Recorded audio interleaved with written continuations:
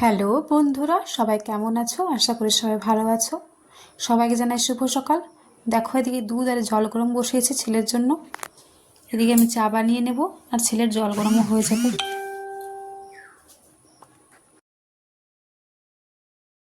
আমাদের এই রান্নাঘরের জানলাটা দেখো কি সুন্দর, এখান থেকে রোদ আসে জানো।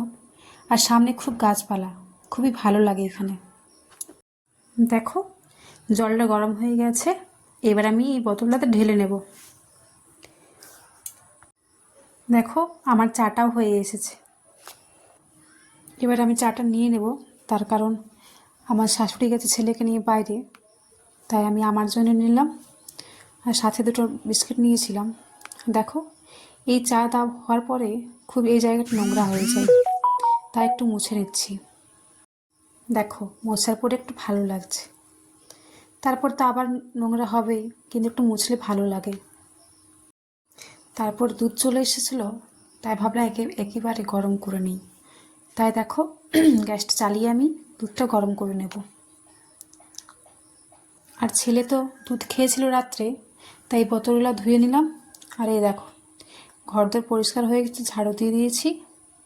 আর আজকে মুছবো না, কালকে মুছবো। কাল যেহেতু বৃহস্পতিবার, তাই শুধুমাত্র ঘরটা গুছিয়ে নিয়েছি আর ঝাড়ু দিয়ে দিয়েছি। এই দেখো কি সুন্দর এখন লাগছে, তাই না? একটু পরে তো আবার হয়েই যাবে। আর এই দেখো, আমি অনেকটা বাঁধাকপি কেটেছি, তার কারণ এটা দুপুরেও হয়ে যাবে আর আমাদের বেসামেও হয়ে যাবে, নাস্তাও হয়ে যাবে।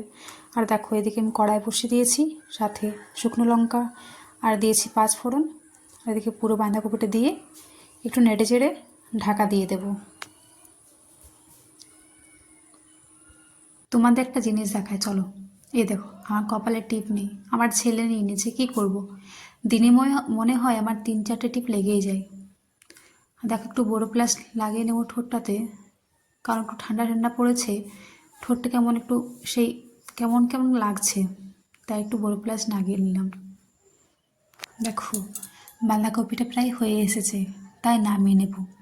আর দেখো, এদিকে কী কাণ্ড ঘটিয়েছি আমি। দুধটা আমি গ্যাসে বসিয়ে গরম করতে দিয়েছিলাম আর ছেলেকে ঘুম পাড়াচ্ছিলাম। আর দেখো, ছেলে পড়ে গেছে কি